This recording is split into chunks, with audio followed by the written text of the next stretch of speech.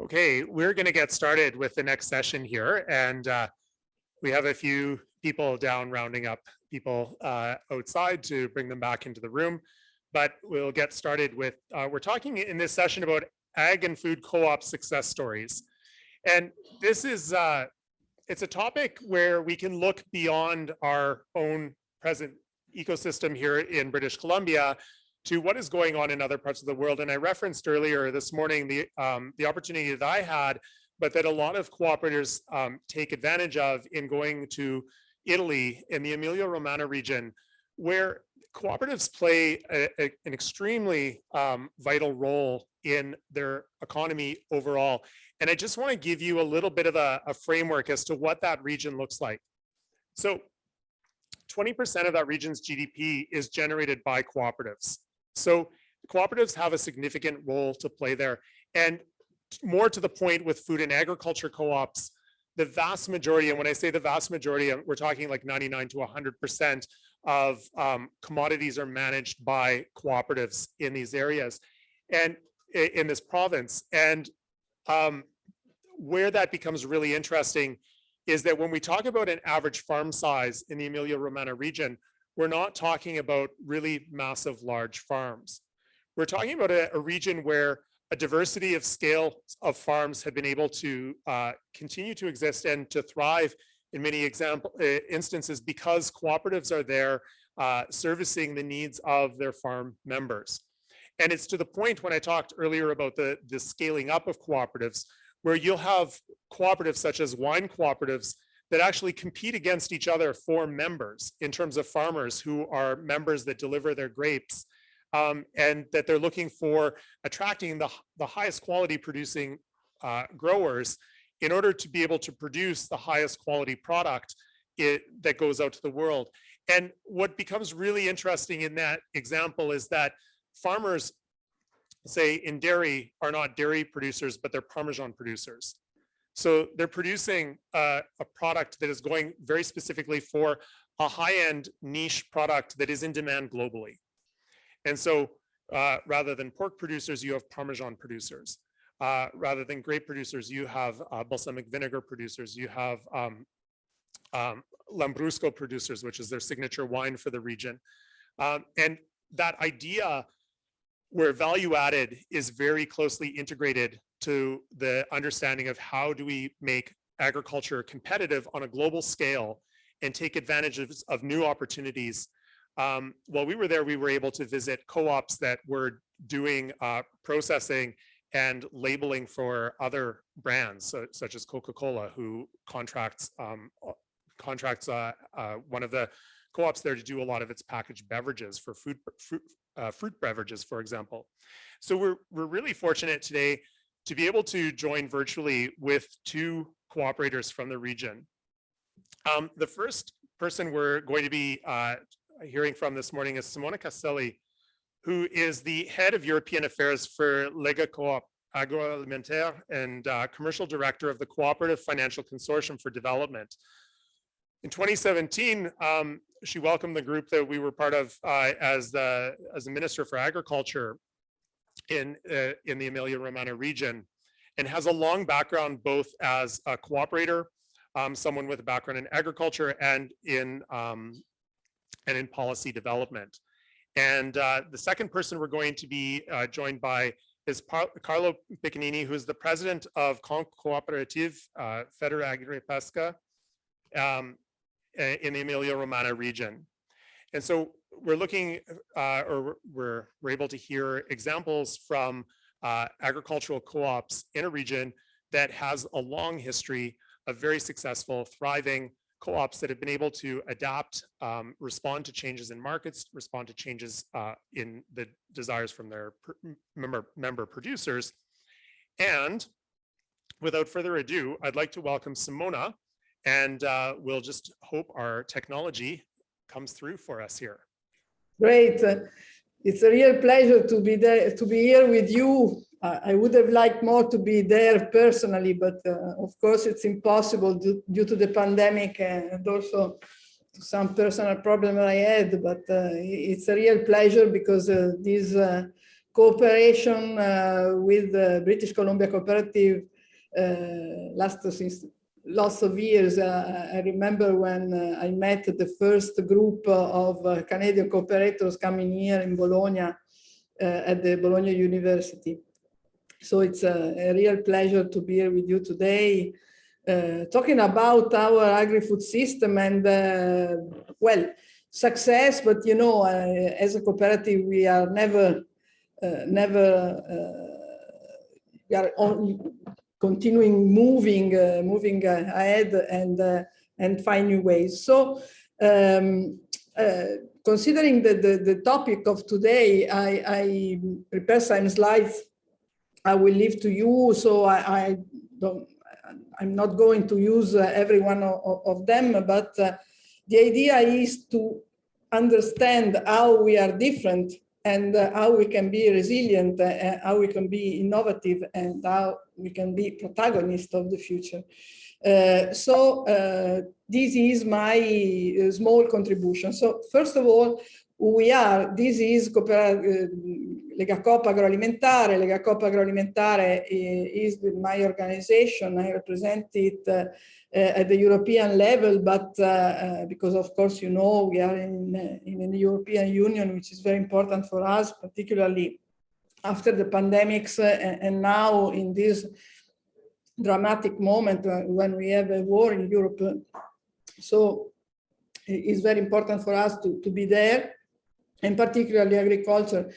All the politics around agriculture happen in Brussels. So this is my job for Legacoop Agroalimentare. Legacoop is made by, as you can see, 1,497 cooperatives. We have almost 200,000 members at the national levels, almost 30,000 employees, and we develop a turnover around 10 billion euros. So this is how our company are operating all around Italy, as you can see in the map. And I also prepared the map of Emilia-Romagna region. You were very good, Chris, in presenting Emilia-Romagna. This is where Emilia-Romagna is. As you can see, Emilia-Romagna is the only horizontal region in Italy. So if you want to go from the north to the south, you have to pass through us. And this means Emilia-Romagna is a really central region for logistics also. And we have a great importance. And this is how Emilia-Romagna agriculture is made. This is not cooperative. This is all the farmers working in Emilia-Romagna. We have almost 65,000 farms. And you must consider half of these are under 5 hectares. So they are small farms. That's why cooperatives are so important. And in this map here, you can see why we are quite famous at the agricultural level, because we have the Parmigiano Reggiano, here the Parma ham, the balsamic vinegar, mortadella, olive oil. Some of these are very famous products you can find easily also in Canada. And when I was regional minister from 2015 to 2020, I also promote these products in Canada, particularly through two institutional mission we made in British Columbia. So I know your environment and I have the possibility to talk to your agricultural counselor at the time. So we decided to consider our future on these two peculiar words, environment and future. Working on supply chains, because our force are supply chains, because cooperative has this ability to do things together. And the other key word is sustainability, because cooperatives are intergenerational. I will come back to this. So in talking about identity and how our identity can help us to be more resilient and particularly to be protagonists in the future, I individuate these 6 words: identity and values, intergenerationality, leadership, distinctiveness, participation, and sustainability. As to identity, we have something we sometimes tend to underestimate. We have a global common language as cooperatives. This is absolutely fantastic because I don't think other kind of entrepreneurs or group of companies have this same ability to have a common global language. What is a cooperative? Which are the principles? Here I put two pictures I recuperate in 2 days ago, because the statement of the identity and values of the Cooperative International Alliance was adopted in 1995. And as you know, it was written by late Canadian professor Ian McPherson. I am sufficiently old, and I was there actually. And it still remained one of the most powerful and unforgettable experience in my life. Because for the first time I experienced I was part of something bigger, of something global, cooperatives. I had a common language for people coming from everywhere. So it was fantastic. And one lesson I wrote here to navigate crisis is a lesson I understood from Ivano Barberini, which was a former ICA president, but for me, it was a really important person because he was a friend and he was a master. Unfortunately, he is not longer with us. He died in 2009. But he used to say this sentence: when you feel lost in front of complication, in front of new situation, in front of problems, and you don't know which path to take, referring to cooperative values shows you the right way. So in every contingency, in front of any problems we might have, of any challenge, we don't have to lose our identity and values. So referring to this is always paramount. Another word we use a lot here in Italy, I don't know if it's the same in English, but I tried, distinctiveness. This is fundamental because it marks the difference between cooperatives and other kind of companies. So our essence is the model of government, so one member, one vote, and so on, the democratic and active participation, and we return on participation, and the mutualistic purpose. So we must always ask ourselves, what do members get from cooperatives that they couldn't get otherwise? So it's really important for a cooperative, for a successful cooperative in agri-food, but also our sector, to get better remuneration for their members. If a member gives his grapes or whatever to the company, is expected the cooperative to pay better than the market. This is fundamental. It is basic, but it's fundamental. Then, of course, we can grant more bargaining power, access to innovation. This is really important. This is one of our main challenges, I guess, in front of sustainability and climate change, and strong relationship with the community. This is what should distinguish a cooperative. Participation is essential because when you lose participation, you lose ideas, potential energies, motivation, and you also risk to lose the cooperative. Because in my experience, I saw when members delegated too much to a group of managers and so on, sometimes the risk is to lose entirely the cooperative. So participation should be encouraged in every possible way. Participation is our force as cooperatives. And now we have tremendous opportunity with social networks and new technologies to implement participation. This is something really important. And once again, I give you a great suggestion from Ivano Barberini Wisdom, which was this: elect the best among yourself, but check them as if they were the worst. This is very important because it's vital for co-ops. And then leadership. Now, I guess, in front of the challenges we have for the future, leadership for us is basically leadership in innovation.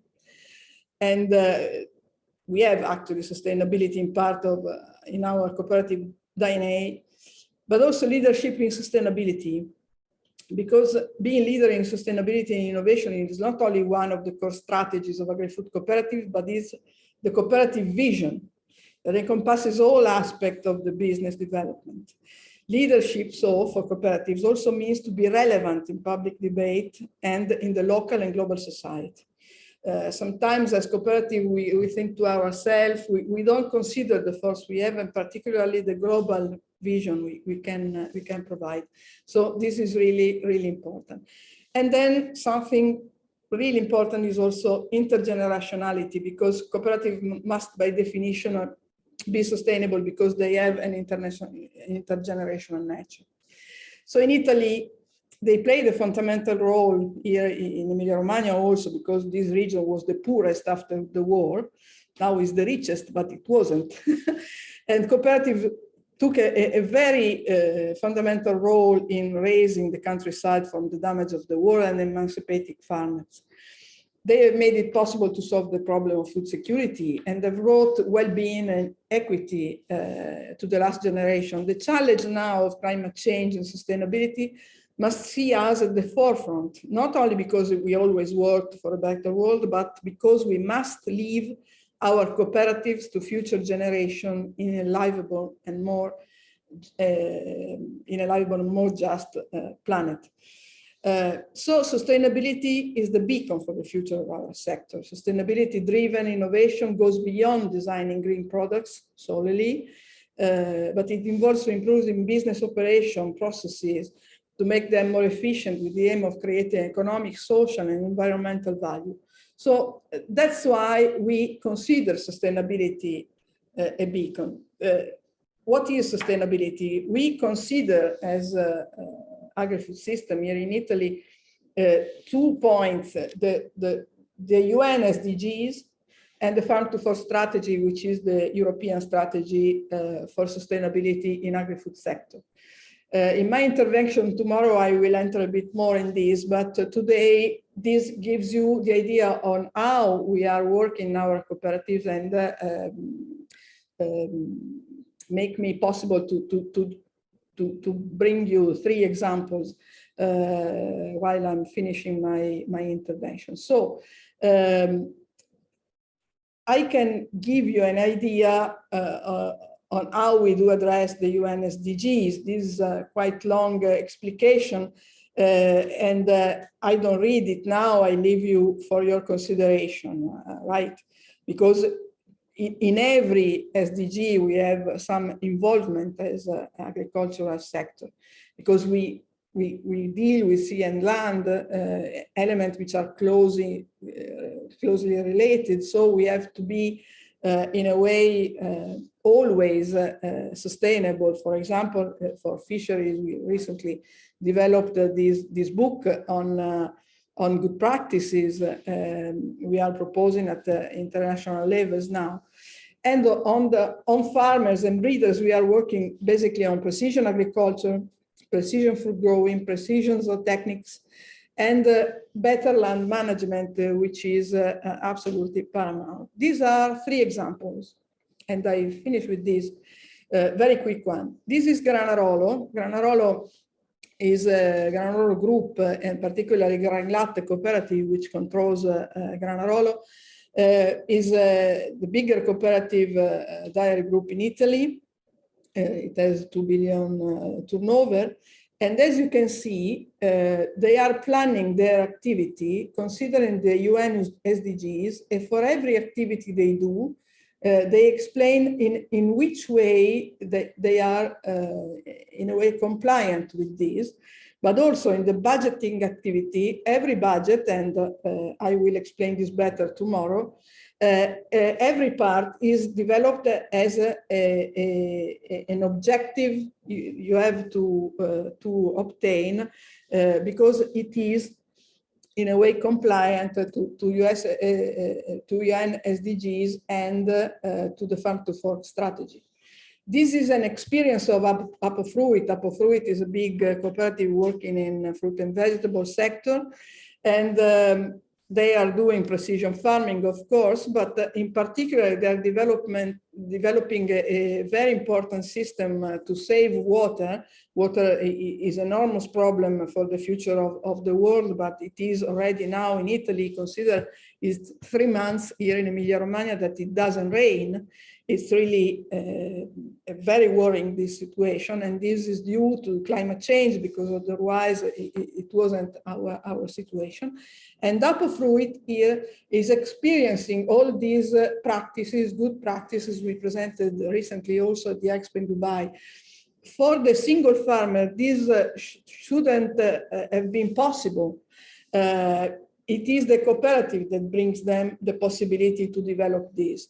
And this is one of the core business of the success of our cooperative in the future and in tackling climate change. And this is the last quick example. This is Progeo. Progeo is working on precision zootechnics. And so precision livestock farming, as you can see. They use the concept of One Health developed by the World Health Organization. And of course, they are doing precision livestock farming with many involving members, of course, and making this possible, particularly in that value chain of the Parmigiano Reggiano production that was mentioned before. This is one of our most iconic products. But as you can see, livestock farming should really, in a way, perform in order to be more sustainable. And we are doing this with Progeo, which is a big cooperative working together with farmers in order to let them, even if they are small farmers, to obtain this technology and to work with them. So the role of cooperation, in my opinion, is to optimize the European and national networks we have here, because as I told you before, agricultural policy here are a European matter, but also optimize the network in our section, working strategically, developing strategic plan to reduce emission and waste production and at the supply chain and district level, and recognize this virtuous path by the cooperative distribution, so that it can give the right value to our work that helps to change the world. This was a quick, even if partial, I recognize, overview of how we are trying to preserve our identity and use our identity and our being cooperatives and value chain in order to tackle the climate change and the sustainability for a better world. I will leave you with this image. This is an image of the mug I have on my desk. I bought it in 2012 in Manchester in another occasion with the International Cooperative Alliance, because it reminds me this, it's strictly linked to Charles Darwin's statement. It is not the most intellectual of the species that survives. It is not the strongest that survives, but the species that survives is the one that's able to best adapt and adjust to the changes environment in which it finds itself. So I find fantastic my mug, which says evolution is cooperation, and that's us. So thank you very much, and I hope you find it useful. Thank you very much, Simona. It's an amazing, like, bird's eye overview of the amazing work that you're doing, and it's really valuable to see how you're using the cooperative model and the cooperative federation both to meet public policy objectives as well as the needs to innovate and adapt at the grower level to remain competitive and to manage that market space. Thank you for that. Our next presenter is Carlo Piccinini, who I would just, he has you can read the full bios of anyone in the Wova app. I'll note here that Carlo is the president of the Conf Cooperative for the province of Modena. He's also on the board of the BCC Emilia Banca, which is a cooperative bank or credit union in the region. He has, since 2014, been the president of the agricultural section of FedAgri of the Cooperative Association of Confcooperative for the Emilia-Romagna region. And he is the elected vice president of the Cantina di Carpi e Sabara, which produces Lambrusco wine. It's a cooperative of growers in the Emilia-Romagna region. We'll turn it over to the technology and the link to Carlo. Okay, nice to meet you. It's a very pleasure for me to be here today with you. And I think that my bio was too long. I think I'm not such an important person. I mean, I'm just a grower and of grapes, and I'm on loan at Confcooperative, the association, one of the association of Italian cooperatives, especially in the agricultural section, to work with them. And I'm here, I think, to try to present some idea or some history, a successful history of the Italian cooperation in Emilia-Romagna region. That's the region where I'm from. And I'm real pleasure to be here with you today. And I would like to have a chat with you, because I'm trying to expose some general idea, but I don't really know the actual status of your cooperatives or your idea about the cooperatives in British Columbia. So I don't want to go out of the theme or speak of something that you don't are really interested in. So I just give a very quick speech about that, and then you can make all the questions that you think are going to be relevant for you, and I will try to do my best to answer your question. So I start to speak to why the cooperatives were born in our region, and how. I usually do that kind of speech, because my cooperative is very old. Was founded in 1903, so it's more than 120 years, almost 120 years that is on the market. So I'm a very old cooperative, and in my region, in the first 20 years of the last century, almost every village, after the classical church, is having a small cooperative winery, and usually also a small cheese factory cooperative. Why? In our region, there were a lot of very small farms that were independent, and each farm has very different type of production. We're not really specialized, because a lot of part of the production was for the sustenance of the family of the farmer. So they need a little bit of everything. So they have a small stable with the cows, and so they are going to have the milk. They have some orchard to produce fruits, pears, apples, cherries, peaches, and a small vineyard to have the grapes to produce wine.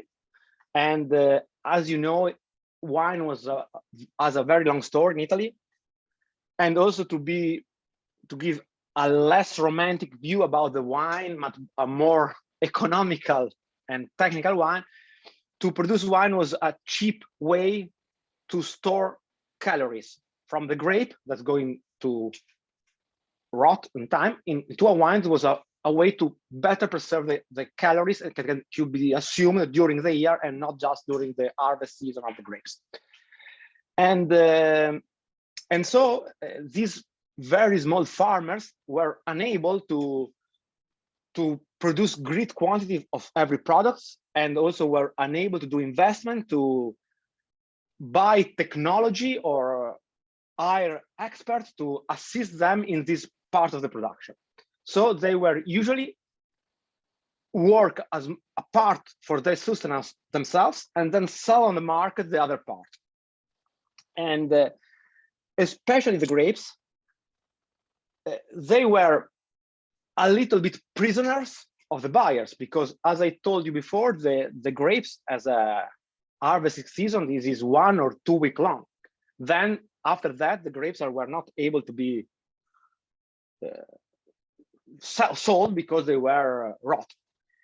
And so the buyer uses this factor to try to have very good price from the buyers, so from the farmers, because usually there were a lot of small farmers and 1, 2, or 3 big buyers that were able to say, or you are going to sell me this production at this cost, or you can eat it your own. And so the farmers at the end was sometimes obliged to sell because he's not going to find another solution. So these farmers were moved the idea to start to do something together. They invested the small money that they have, that for them was a really big investment, because they were putting their own house as a probably, or their own fields as a depot for the banks that were going to lend them the money.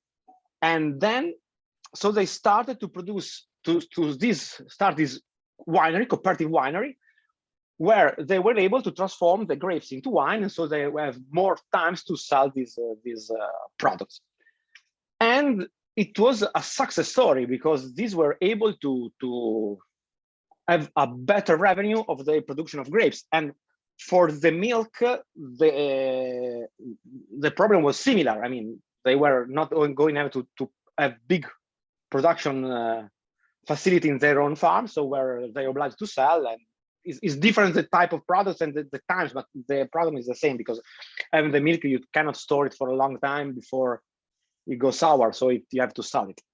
And so they started. But one thing that when I read the books about these pioneers of the agricultural cooperation in my region, that amazed me, that after this basic idea to have a better revenue for the products, they also understood that doing things together, they were able to have better products, because they were able to buy better machine, and also to hire professional winemakers that can help to produce better wine. So they were able to have a better revenue for the quality of the wine. And also one, for me, fantastic thing, and a lot of the first wineries were built very close to the railway, because they wanted to move the wine they're going to produce, not to sell the wine just on their own region, but they also were thinking to sell the wine in Germany, in Switzerland. So the railway was very important. And so they started in that way. And one thing that I can say 100 years later, and in Emilia-Romagna, in the province of Emilia-Romagna, where there are still more cooperative, there is more vineyards. So we were able to defend the production of the vineyard. And I think that now the situation is absolutely changed. I mean, it has no sense to repeat now what I told of the history of 100 years ago. Because when I think of the most important part of the cooperation system, cooperative movement, is to try to understand what are the needs of the people. In my case, usually they are farmers, they're agricultural producer. They understand their needs and try together to find a solution to that type of problem. And also, I know very well that sometimes it's very difficult to find the courage to cooperate with your neighborhood, because especially in the Italian agriculture, I don't know how it's now in Canada, but in Italian, we are terrible over that. We usually are very jealous of our production, and we think that we are the best producer, and our close friends, okay, we are friends when we meet at the restaurant in the Sunday, but I'm better than him, and so I don't want to share with him my knowledge. I don't want to soil my super production with their basic production. And so it's very difficult, and it's very difficult now. I think it was very difficult also 100 years ago. But if you think that you doing together, like the cooperate together, like the mug that Simona showed at the end of her speech, can be useful. And in the cooperation system, you don't really have to share everything. I think that in the beginning is very important to share or to pinpoint the problem that you think that you can solve together, and not just to say we can do everything together. As my experience, I know that when you start to cooperate with other, then you see there are also other fields of experience or production or transformation or logistic. Then together you can solve better. So you probably, they're going to enrich the fields of operation of the cooperative. But you don't have to push anyone to do that, because it's not going to be comfortable. So at the beginning, I think you have to say, what is the one problem in my region? Is that one is the logistics, is the marketing, is the transformation, is the selling, is the... Now, I don't know how the situation is in Canada, but now in Italy, to buy the basic resource for production is a very big problem. The prices are going sky high. I'm saying from energy, from gas, from petrol, from, in my case, also the glass bottle. All the prices are skyrocketing, and also there are problem of provisioning. So you don't only have higher price, but sometimes you don't find the product that you want. And so maybe you can do a cooperative of producers that share this part. Okay, we try to buy the thing together to have a better price, and then to have a much higher impact on our suppliers. So that is another field that maybe in the past years was not so common here in Italy, but maybe can be another opportunity for the cooperation. And so in my experience, you have to start with very basic proposition to the wannabe cooperator. If you want to start a cooperation, to start in a region, and be very focused on what they feel comfortable to do. And then you see that together you can have better experience.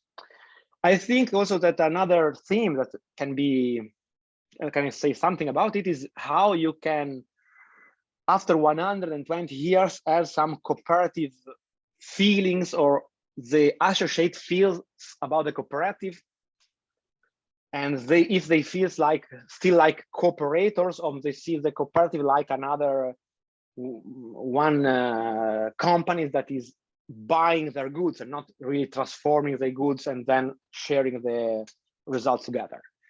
And that, I think that in Italy, but I don't think this is only an Italian problem, it's not an easy solution, because now, especially the younger generation, have different value, have different feelings, and probably their grandfather started the cooperative, so they were also emotionally attached to the cooperative, and the younger are not. And so it's one difficult part. And I think that you have to rely also on the administration of the cooperative, but also of the staff of the cooperative, that has to look for the ones that are more interested, or maybe show some feelings about the cooperative, and try to push them toward the board, toward the cooperative, try to start to do something with them, not just for their own company or their own farm, but also for the cooperative. And then you try to build a new generation of administrator or board member for the cooperative. And I think that I'm one of those. When I was 20 years ago, I was interested in marketing. I was interested in economy, in foreign commerce. And so some of the cooperative asked me, okay, Carlo, do you want to come in the board at the beginning just to listen? I was not a board member. And maybe you can help us to start to better promote our bottles. And when I start to go there, all the board members were really old for my eyes. They were like grandfathers, and so I was a little bit shy to expose my ideas because I was terrified that they were going to say, okay, Carlo, go away, please. We don't want to do that. We are not comfortable with that. We want to do the things in the old ways. But it was not absolutely the case. They were really open-minded, and maybe they don't fully understand but what I really wanted to do, but they trusted me. I've seen in me some passion, some interest, and they told me like, okay, we do a small try. We type this and we see how it goes. And then we started that way. Then I became a board member. I've done all the curriculum that you read at the beginning of my speech inside the cooperative and then in the cooperative system. And so now I have the responsibility, and I talk a lot with the other board member of my cooperative, but not just of my cooperative. We talk also in Fedagri or in Confcooperative, Alleanza Cooperative. I think that one of the biggest challenges we have now is to build the next generation of cooperative, we call in Italian amministratori, that we can say board members, because it's difficult, because now a lot of for the younger generation, now they also for the input they receive from the outside, the one that have most economical ideas or business ideas, the idea that fascinates the young generation is like I want to do a company, a success, and sell it to the financial system and make a lot of money.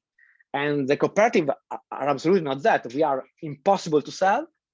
And our idea is to do something that lasts for times. And so my problem now is to leave my cooperative in better shape that one that I received from the board member before me. And I think that everybody in all the administration in all the cooperatives try to do this. Sometimes, but like in all the company, the personality of the president or some board member or the CEO is too much strong, and they try to personalize what should be more public and cooperative system. But if you do the things right and try to explain that everything that you can also have your share of glory, even if you are in a cooperative, you can go. But for the young, it's more difficult to understand that. And they try to do something really fast and the cooperative system is different. But the things that now, especially now in the last years with the pandemic experience, and also for this war experience that for us that we are in Europe, it was a real shock.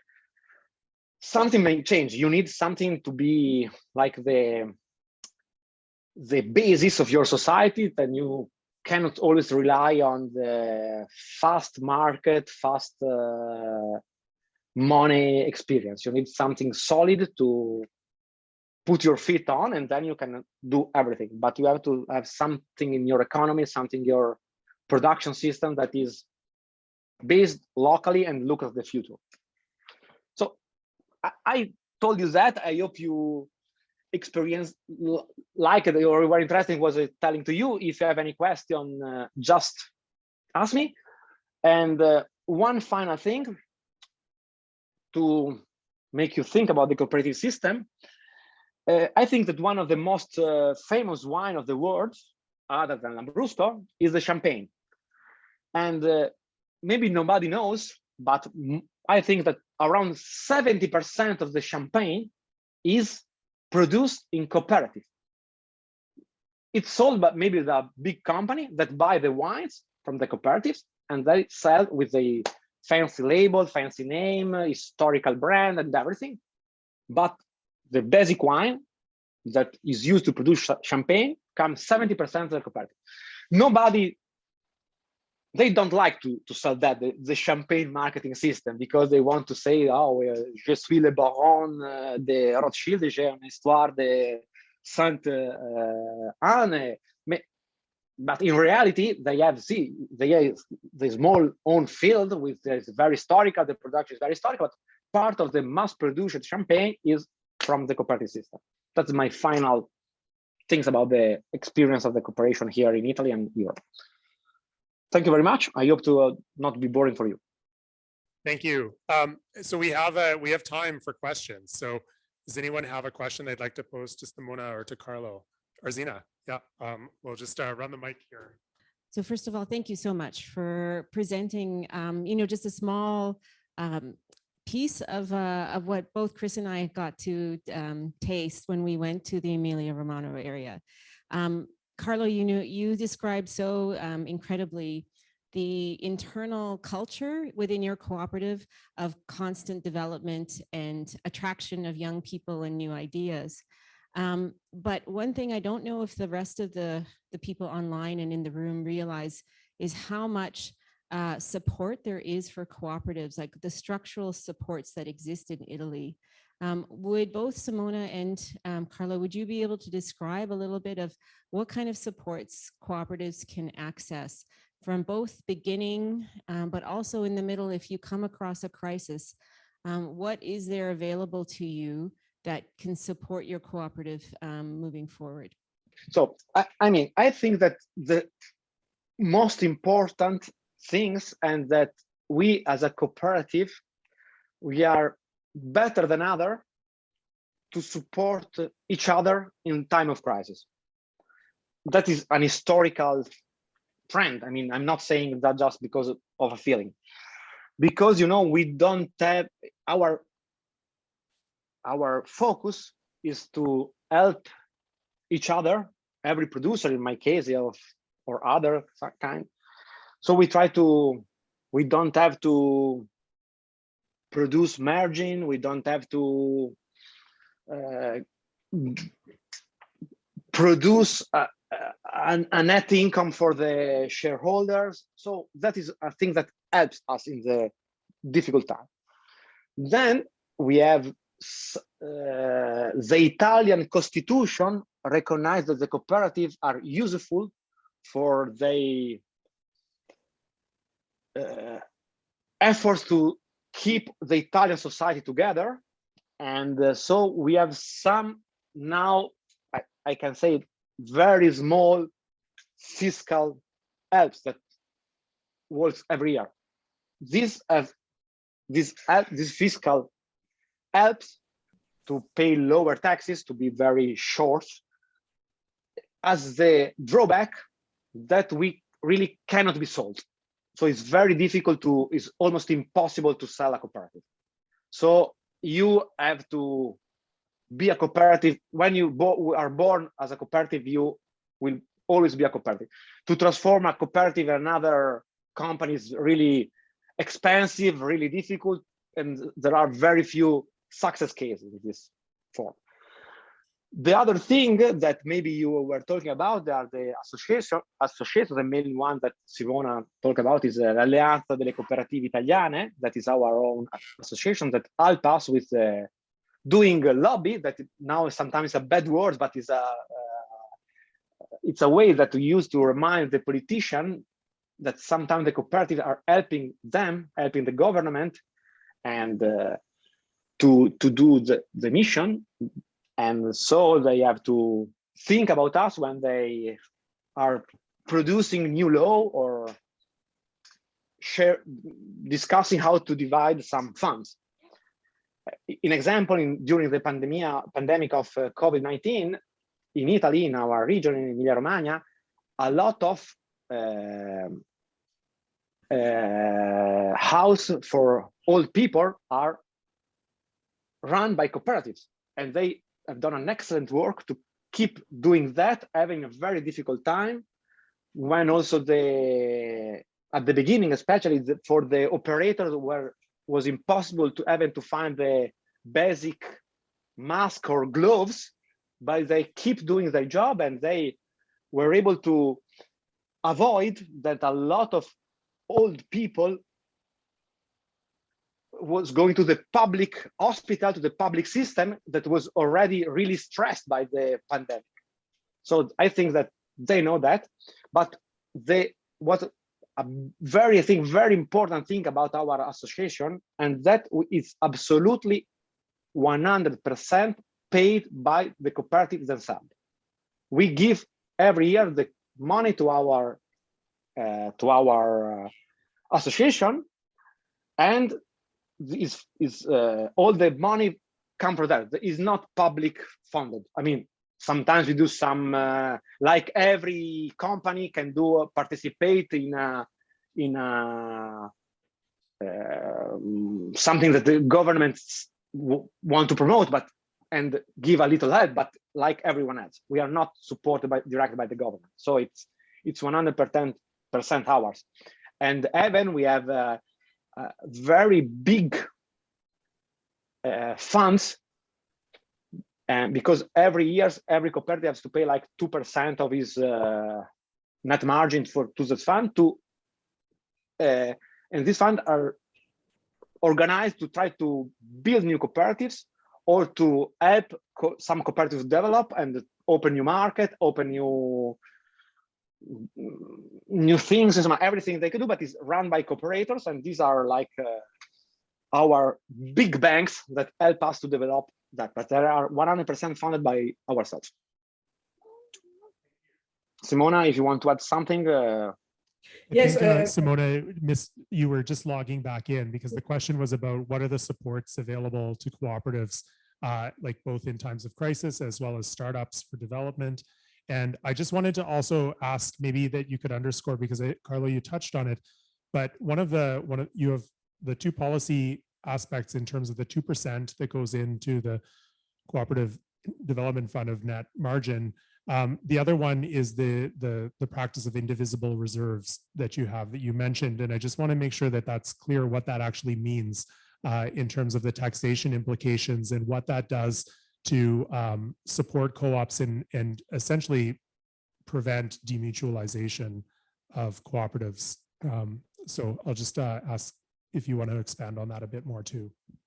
Yes, but it's I fully agree with Carlo. Our system of reserves, and particularly the ones that are impossible to divide among the members, is very, very important in order to avoid the mutualization. And it's also important because by being taxed completely, this allows cooperative to patrimonialize, to have a good quantity of direct means. So the part of their balance of their report, which they have their own. Because this is particularly important for agri-coop cooperatives, for example, because normally at the end of the year, you consider what's the net revenue, and you tend to divide it among the members in proportion to the products they gave to the cooperative during the year, or if you are in a workers' cooperative, in proportion to the hours they worked. So if you have a part that is to go to this reserve, you can allow the cooperative to grow and to invest, because investing is absolutely important. If everything should be divided among the members, this should be correct in a cooperative way, but the cooperative remained poor. So you have to consider it's in the interest of the members to patrimonialize the cooperative, because we need innovation and we need investment, and this is absolutely central. In this particular law that had been made during the 70s in Italy by a very important and inspired member of parliament, which was Marcora. So the law, the bill is entitled to Marcora. Allowed cooperatives to have this detaxation, but the pact was nobody should touch that reserve.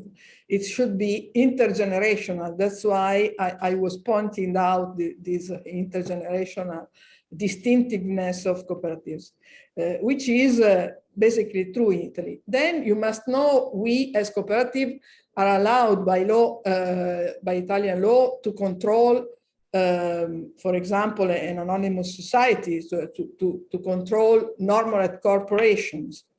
That's the case, I told you, for Gran Latte and Granarolo. Gran Latte is the cooperative made by milk producers, and Gran Latte controls Granarolo, which is a for-profit company. But they own them, and they will never lose the control of this. Because the mutualization, as Carlo was saying, is almost impossible, because at the end of the day, you should devolve all the reserve that you piled up during your life. You should have devolved to the cooperative funds, or if you are not affiliated to a group of cooperative, you should devolve it to the state. So it's not economical to demutualize a cooperative, a part of the ethical point, of course. Our challenge now is to maintain the cooperative really international, intergenerational, so to attract new people, and you attract new people on the basis of new needs, which are no longer the basic need our fathers or grandfathers had, because they just had a war, they were amid of distraction, they were poor. Now the situation is different, but young people are attracted by sustainability issues, for example.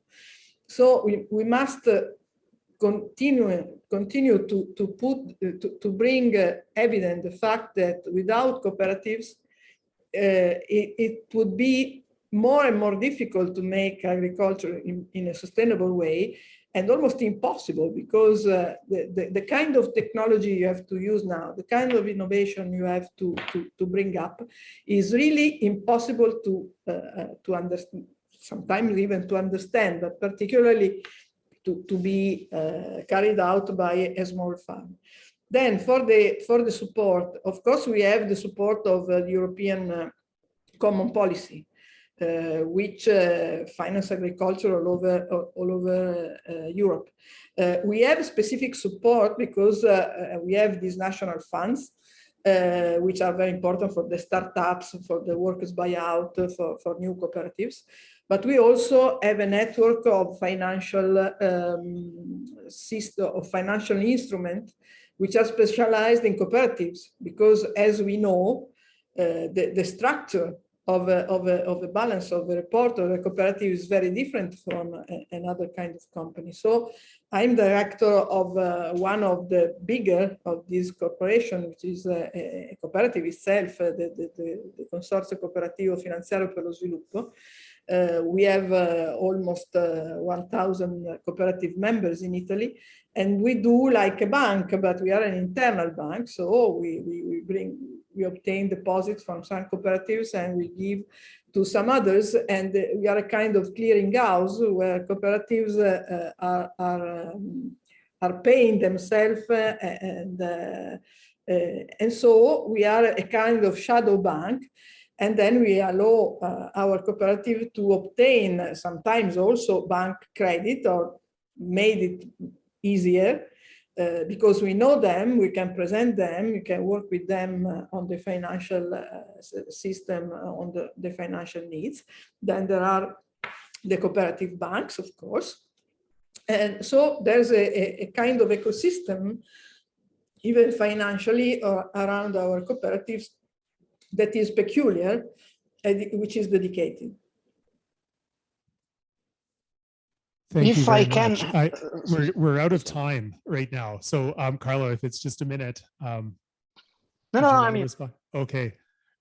I just wanted to close in thanking you both for your generosity, your cooperative spirit in sharing your knowledge and some inspiration with us, as well as some practicalities.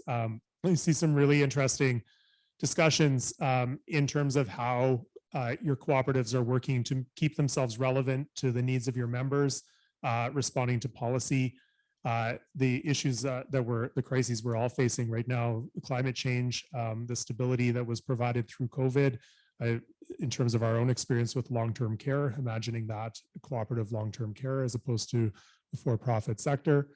And now also on my mind, the fact that, I mean, you're much closer to it, the realities of war and what is happening in terms of the need for stability with food production as well as supply chains throughout that. So thank you very much for that insight.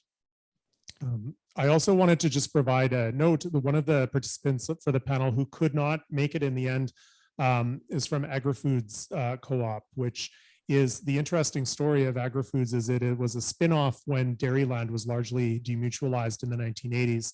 And it was one small arm of that cooperative that remained a cooperative. And so where milk processing across Canada was at one time largely done by cooperatives, it's now largely the vast majority of it owned by Saputo. And the interesting connection, the family that owns Saputo also owns the football club of Bologna in the Emilia-Romagna region. They have a large, their goal is to be the largest dairy processor in the world. The challenge to dairy processors is that as supply management becomes a political issue and comes under attack, there's less ability to respond to a larger market issues if supply management is touched, or as it is slowly touched in various trade agreements and so on. And Agri-Foods has been able to respond to its members' need for stability, but also for diversification. And so as opposed to fighting against non-dairy beverages, they've invested in. So now they own Happy Planet Juice and Soup Company. They own one of the, I forget the brand off the top of my head, but it is one of the largest dairy alternative manufacturers in North America that does oat milk, almond milk, cashew milk. So they've really diversified and invested in a broader spectrum of products that both support their growers as well as provide them with a diversification in the marketplace, as well as supporting other growers in terms of the agricultural commodities that they're purchasing. So we unfortunately weren't able to have their voice as part of the panel, but there are some really interesting success stories here in BC and in Canada as to how co-ops are recognizing the changing marketplace and the changing needs of their members. And the point that they've made in terms of indivisible reserves that they have, that when a co-op has profits that they reinvest through their indivisible reserves, those profits aren't taxed in Italy.